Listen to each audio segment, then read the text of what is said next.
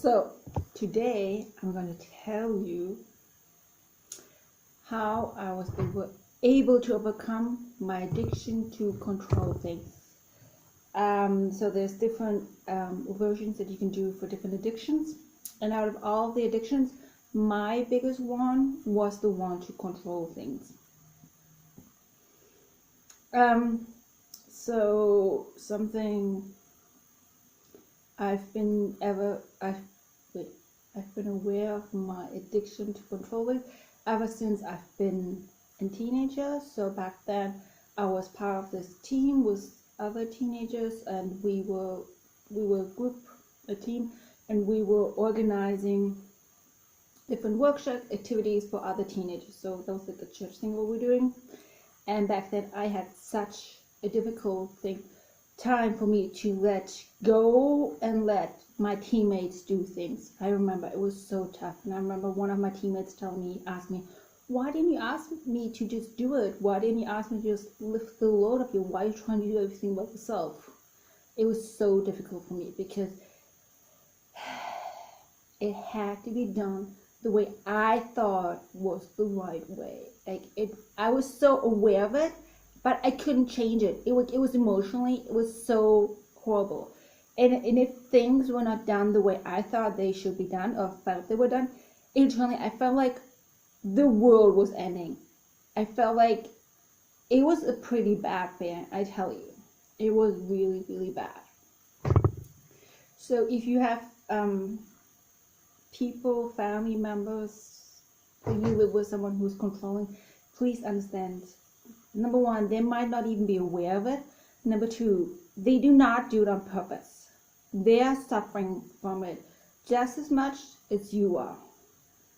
Because it's like, if something is not done the way you think it should be, internally, it is horrible. I tell you, it is really, it's something you really suffer from. And I just remember I tried to do mantras, I tried to do meditation, I tried positive attitudes and inner work, but there's nothing I could do to change it. It was just always there. And so that last year in October 2019, that's when I did the liberation. So that on the spiritual level, the root was taken away. You could say the demons that are responsible for addiction or to control things, that they were taken away, or whatever fits in your belief systems. That's on the spiritual level, something was taken away, or the root cause. I promise you, it is on the root cause. It is taken away. And then as I was conscious about it and constantly working with it, that over time I can tell my need to control thing is going down. So I've noticed in different areas of my life. So so something I really tried to control, and I was really good at controlling, was my eating habits. So over the years I did different detoxes. There were, yes, of course, while I did them, I lost weight, my immune system got better, I got less candida, I lost a lot of junk, but at the same time, that was also not true happiness and true freedom. Telling yourself you can't eat something, that is not really in the long while a way to live. So now I'm at the point, I know that I love sweets, and if they're in the house within 1 or 2 days, they're gone. So we just have the rule, we don't have sweets in the house, and if we do once in a while get some sweets in the house, because my mom loves baking, she's an awesome baker, or someone brings something or whatever, then well, it's gone within 1 or 2 days. But as long as I'm not continuously buying stuff, it's okay, but it doesn't last long. So that's kind of like, I just put that in rule. And then also something that I noticed over the years over trying out different things, I just don't do really well on dairy products. So I just tend to not have any dairy products, or very little in the house. And then that way, if I'm at somewhere and there is a dairy product, or my mom cooks and she puts a little bit of dairy in it, it's okay because it's small quantities and my body can handle things in small quantities. as long as I don't drink milk and yogurt, that kind, like the big quantities every day, my body can handle all the things. So that's kind of like something that I did, and it's the end of November. Christmas is coming. I've decided I'm not going to do any baking this year, because if I end up baking, I'll just end up eating all of it. Let's face it, it's just gonna happen, and I don't want to eat that kind of amounts. Like, it will not last for like 1 or 2 months in my house. It will be away gone within a day. So I'm just like, also, whatever. And I'm not gonna buy a ton of sugary things. I mean, we'll still maybe buy a little bit and then enjoy it, and then it'll be gone. But it's just the way I know myself. So yeah, but it's not anymore that I'm like, I can't eat any sweets at all. It's more like, well, you know, when it comes to your life, it'll be gone. So just try not to bring too many sweets into your house. So that's kind of what I did. And what I did is I did 2 liquid fasts. So there were like 5 days I only had liquids, and I did it in a group, and it was with a holistic doctor. So it was very, in German it's called Heilfasten, and it's very medically, there's a method and reason you do it. So like before 1 or 2 days, there's certain things you eat, and while you're doing the fasting, you only do liquids, but then certain juices and vegetable broth, I think, and then afterwards, like the 1 or 2 days. So it's very, on a medical level, for health purpose, it's really good. And I did it twice, and I definitely felt how it was really good for my immune system. But while I was doing it, I was suffering like crazy. I was constantly dizzy. I was constantly hungry. I was just suffering. And I don't know if you've done any fast, or if you've heard about people who fast and after a couple of days they have this high, they're happy. I never felt that. So the truth is, what I think now, reflecting on it, while I was doing those fasts, my body was not ready for it yet. It was just too extreme. And as I've done more and more liberations, and I've been able to clear a lot of things, and I'm more and more in tune with my spirit is like right now is like begging me, do not do any liquid fasts right now. So it might be something that I'll do in the future again. We'll see, because I definitely think that doing liquid fasts are really good, especially if it's like done with like with scientific and medical background. So it's not like just so that's kind of like something that I just had to like realize, that at the time I was doing them, I was being controlling myself. Then I hope you understand what I'm talking about. It was more that I was out of control and controlling myself than really doing something that was right for my body at the time.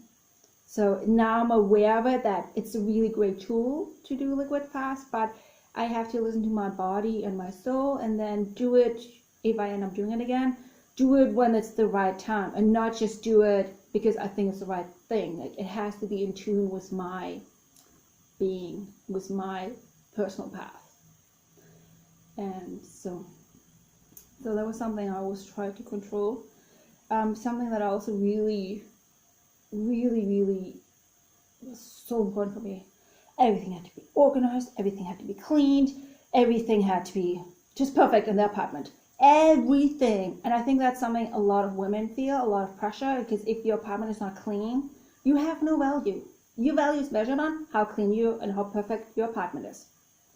So now, most of the time, once a week I clean, and those days in between, the apartment just gets dirty, the floors get dirty, the bathroom gets dirty, I just let it get dirty, and then I clean once a week, it gets clean, and then I'll just let it go. So it's not like this constant, it has to be clean, it has to be clean. So it's just kind of like, you can just let go now. Or like, the pillows don't have to be there perfectly. So like, I'm able to live in a mess. Like, it doesn't bother me as much as it used to. And I think just because everything has to be neatly, orderly, tidy, and super clean just so you can relax, that's not true freedom and not true happiness. You want to be able to relax even if things are not perfect in your life, in your environment. So obviously there's a balance. you don't want things to get totally messy, but you don't always need to have a super clean house. And I remember my ex and me, we would have the huge arguments because for me everything had to be clean and organized like all the time, and for him he did not have that need. So it was a constant thing of stress. And otherwise I try to control him in other areas. So I do have to apologize if you're watching this, sorry. I do realize that I did cause quite some pain in his life because of my issues to control things, so sorry. It's a process. I'm trying to learn, I'm trying to let go, and I think I'm doing a lot better than I did with my son, who's 8, so I'm able to let go and let him be free, because as I'm less controlling with myself, I end up being less controlling with the people in my lives, different situations, so life just gets better. And sometimes I go through emotional ups and downs, and it's a lot easier for me to just let them flow and just feel them before I would like try to control my emotions. Or like sometimes like I would just have these days I would just be super dizzy, super tired, and I just had to lay down and just take a little nap. And then I remember like it got a lot easier to just let my body just take that rest that it needs. So yeah, and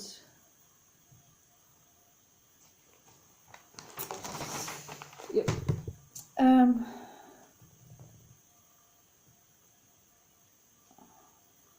Yeah, and also something I used to try to control a lot was like the way I handle finances.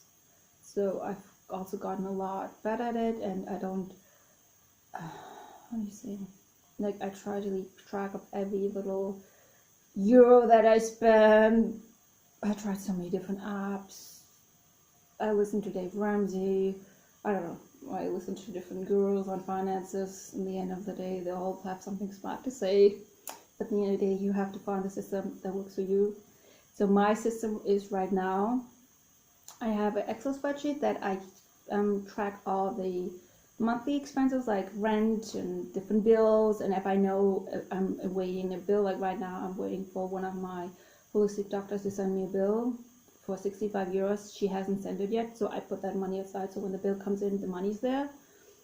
And then otherwise I just take out 500 euros, which I use for like groceries, clothes, just different everyday things that kind of you decide on the spur if you want it or not. So that's kind of like, and then every week I just put like 100 euros into my wallet, and then right away I see how much money is left, and then I can be like, okay, can I buy it, can I not, do I have to wait till next week? And it just kind of gives me it's not, and then I don't have to write down everything why I'm spending the money on what I'm spending it. It just kind of like this way just works for me after years of trying many different methods. So it's just like I've liberated myself of trying to have to know everywhere all my money goes to. It's more like yes, the stuff in the bank, it's all put aside, but then what I do in my every life is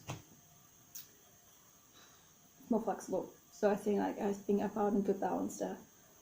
So yeah, I hope this video helped you, and I wish you all the best.